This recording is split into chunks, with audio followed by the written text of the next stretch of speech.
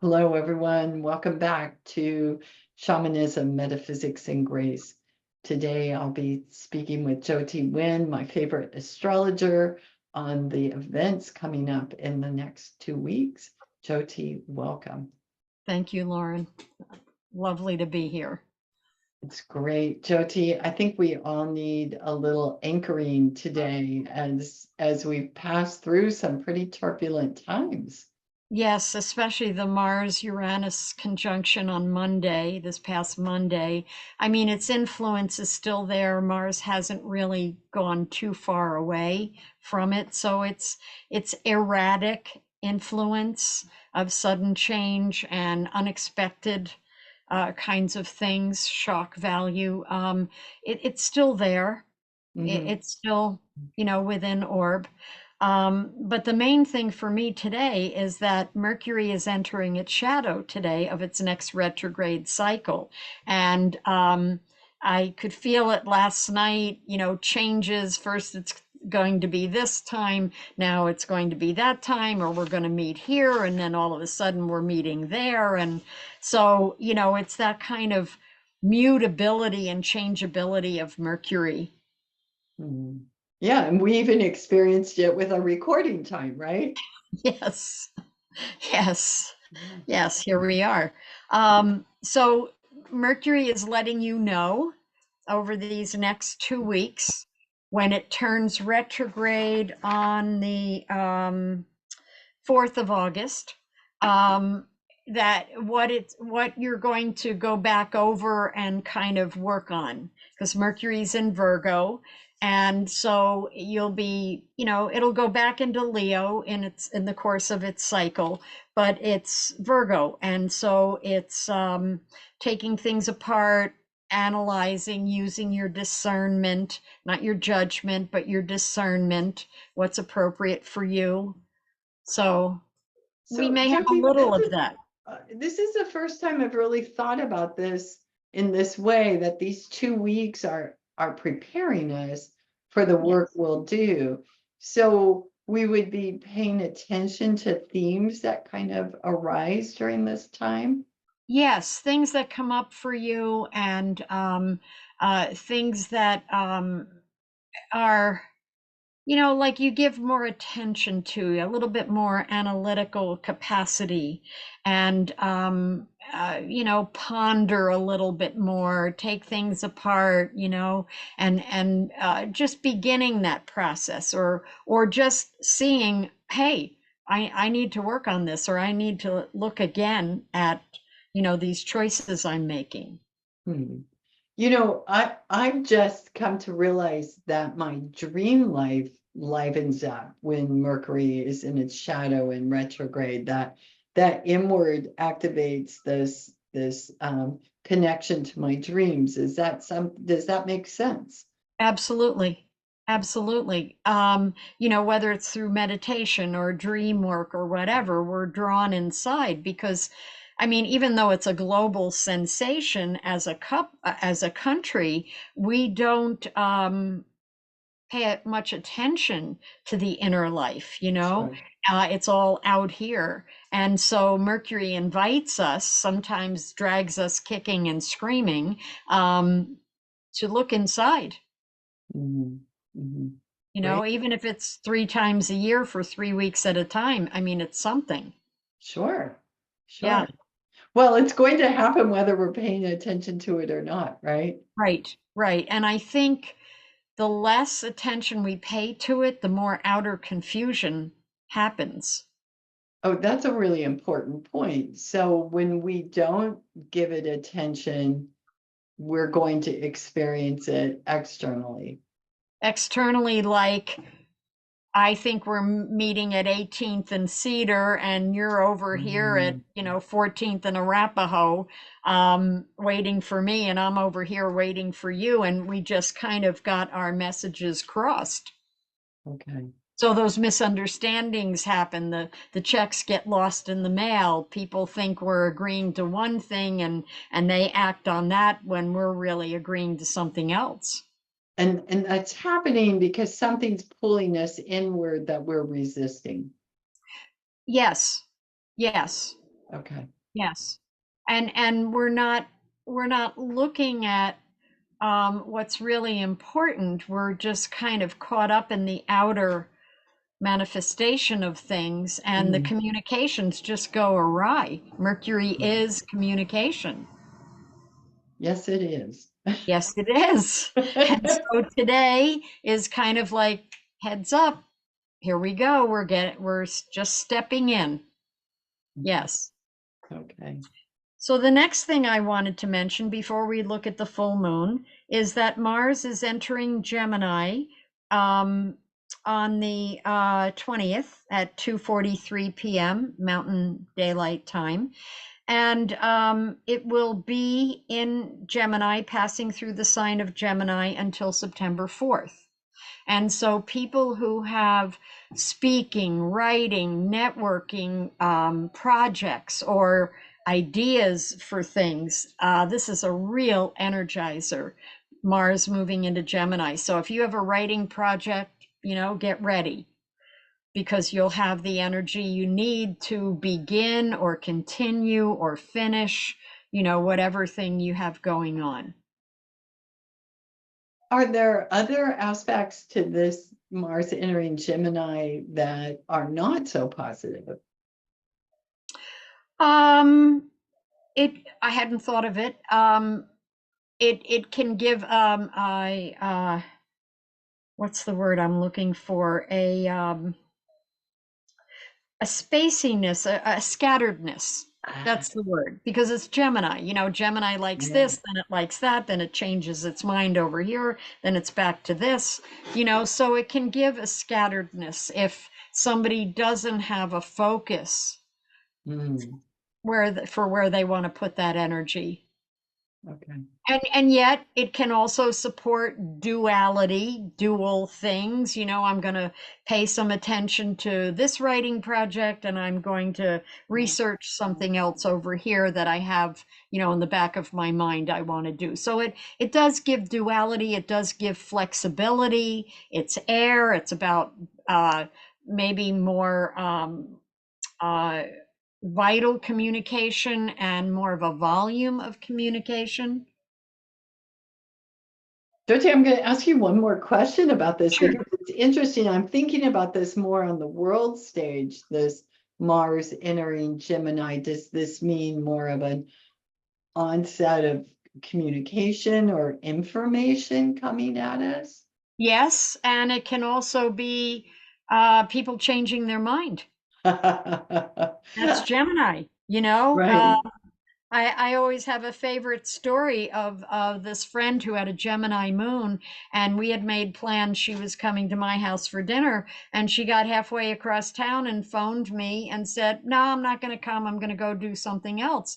And I thought, Gemini moon, there it is, so I ate my dinner myself, Sure.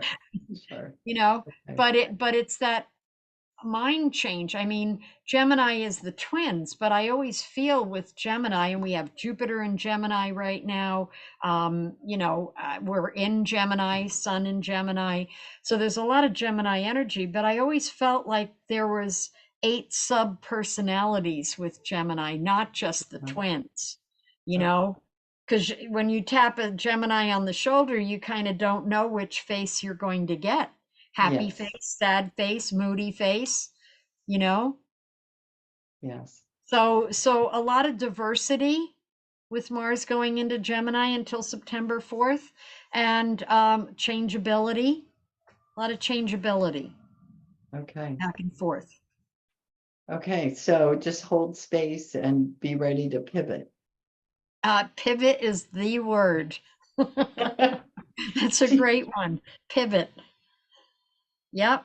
Be ready to pivot. Okay. All right. So the full moon,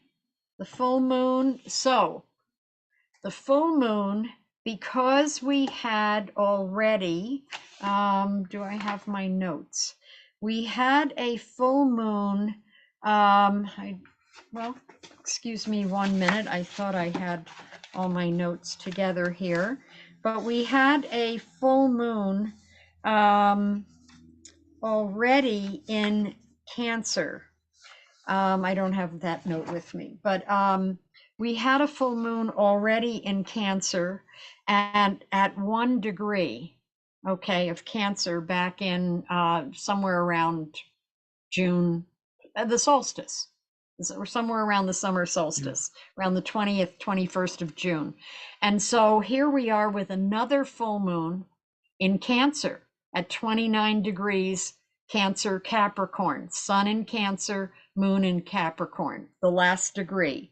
And so because of that, we call it a blue moon. That's right. Okay. So this is a Cancer Capricorn blue moon, the second full moon cycle, or the second moon cycle in, not this time a calendar month, but a sign. Okay. So, what they say, it only happens once in a blue moon, and here we are, on the 21st at 4:17 a.m. Mountain Daylight Time. And the good news of this full moon eclipse is that Mars is trining Pluto. And so it's just, it's as close to exact, maybe a day or two, maybe later in the day, or in the evening, Mars will be exactly trine Pluto, or maybe the early hours of the next day. And so Mars trine Pluto gives an amazing amount of strength and manifestation potential easily. It's a trine. So it says things that might have felt daunting before at other times are a lot easier to manifest and set in motion for this next moon cycle. Okay, because Mars is trining Pluto in the midst of this full moon. So it gives a flow of communication. It gives a flow of, again, writing projects. And it might make decision making easier because Geminis have a hard time making decisions. Geminis and Libras.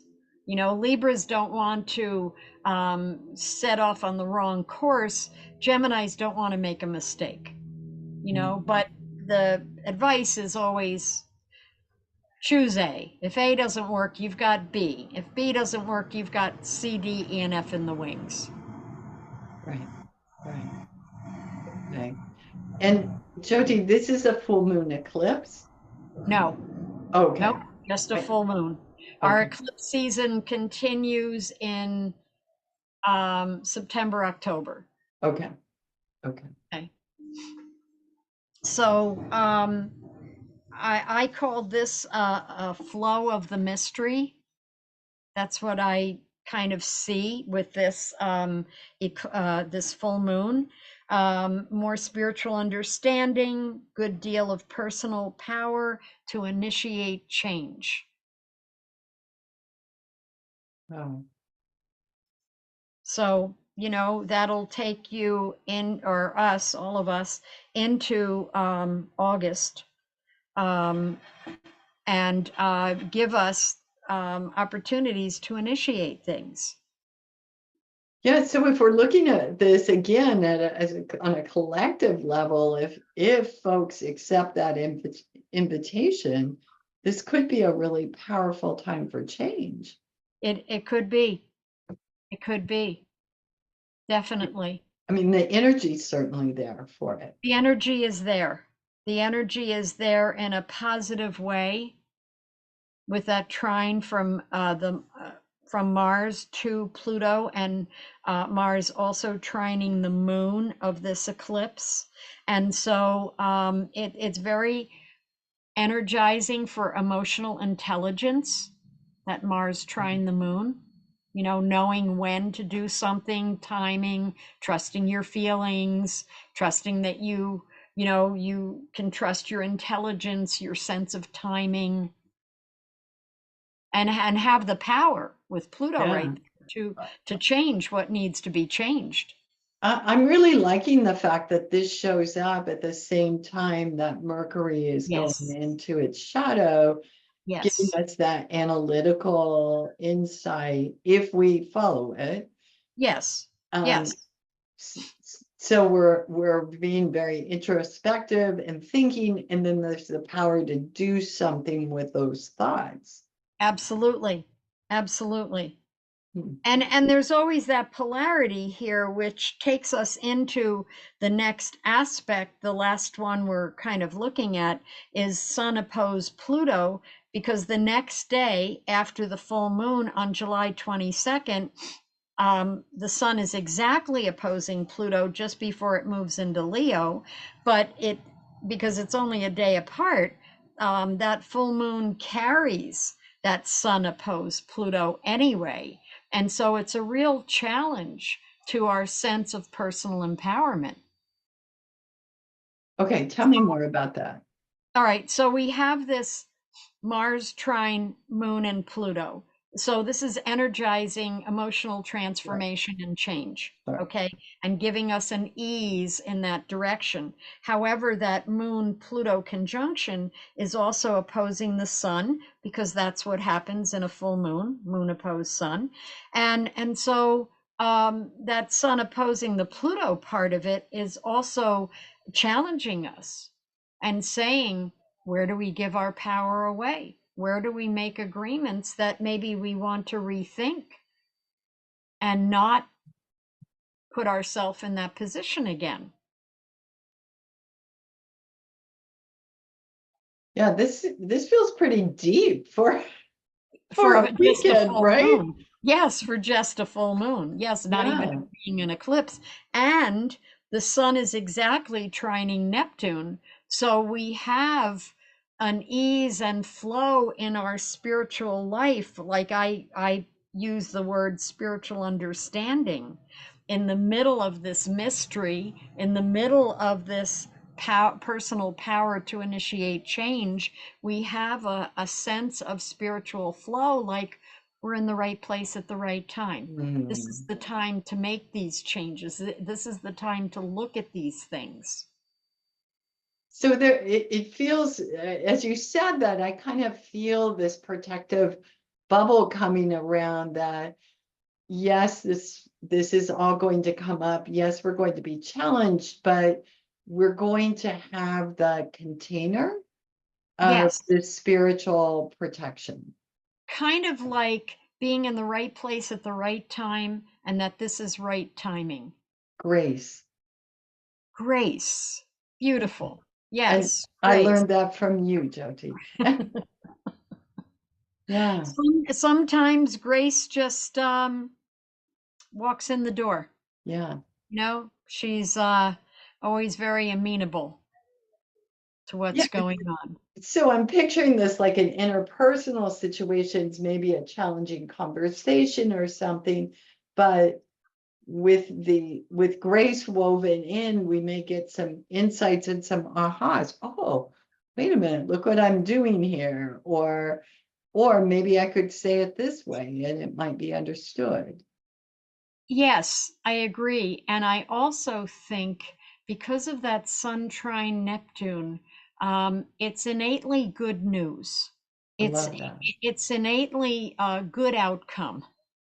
Even though there might be a challenge there because of Pluto opposing the Sun, um, it's a bit of a challenge, but we have the Mars trine Pluto and the moon, and we have the Sun trine Neptune, and so it suggests it's another kind of mini lesson in trusting our own intelligence and trusting our own emotional intelligence, that we all innately know what is right and good and just and true, you know Mm, and mm, so we come out the other side, um, emerging victorious yeah, yeah, with a deeper sense of trust and faith.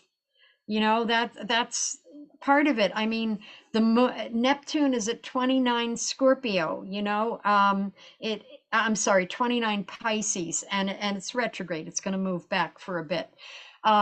But 29 degrees Pisces is the Pleiades, and it's the seven sisters. And it's like, as long as we remain faithful to our own sense of truth, we have this protection from these seven yeah, sisters. yeah. Yeah. This is feeling very mythological to me. Like we're moving through this, and it all is related to myth when we really step back far enough. But this feels very strongly like we're faced with that mythological challenge and opportunity for personal growth. And yet we're supported by entities that will help see us through to a better place. Yes, yes. Like it's kind of like the challenge is how we see ourselves, and how do we trust that we can dig a little deeper in Mm, ourselves and come to a place where we don't need the crutches or the supports that we had before, or the patterns of behavior and wow. thinking about Yeah. ourselves, before. And this is just a moment in time. It's not like an Yeah. eclipse that's going to drag out for 6 months to a year. This is just a moment in time that stretches out till the next moon cycle, and so 2 weeks to a month. And so it's kind of like saying, it's a good time to look at where one gives one's power away to other belief systems, and it throws us back to ourselves and to what we innately know, Sun trine Neptune, what we innately know to be true. And Jyoti, then Mars comes in and trines the moon and Pluto and says, you've got the energy to make it happen. Just step across the threshold. You're ready to go. that's beautiful. That image is just remarkable. And the fact is this 2 to 4 weeks, just it almost feels like you have this portal you're walking into, right? Of something being able to transform in that time. Yes. Yes. And it can be simple, it Yeah. can be profound. It just depends on where you're at with yourself and what it's your time for. Yeah. Nice and juicy astrology coming up. Yes. Yeah. Nice. Yes. Love it. Anything else you'd like to add for today? No. Nah, I think that's it. Um, feels like a lot. Very It complete though. it is a lot. It's just subtle. Yeah. Sometimes I look at things that are coming and I think, oh my gosh, this is going to be, tremendous and earth shattering. And then, it's a little blip. Yeah. But the blip personally is usually enough of a blip to get our attention, and it doesn't have to be something huge on the world stage. Sure. It's just on our personal stage. Yeah. Yeah. Yeah. That's And the I one that think this, counts. yes, and so it'll be interesting to see, how this acts out on the world stage. But on a personal level, I feel like, it's just more impetus, as the Pluto entering Aquarius, creating a new time frame, a new dispensation, you could say, not the Aquarian age, but a new dispensation, and taking us to the next level of thought and belief system. And it's just these little pieces that come along that help us continue, you know for when Pluto re-enters Aquarius on the 19th or 20th of December, of November, sorry, the 20th of November, and sets us up for the next 20 years. This has all been prep. It's like our boot camp. Absolutely. Yes.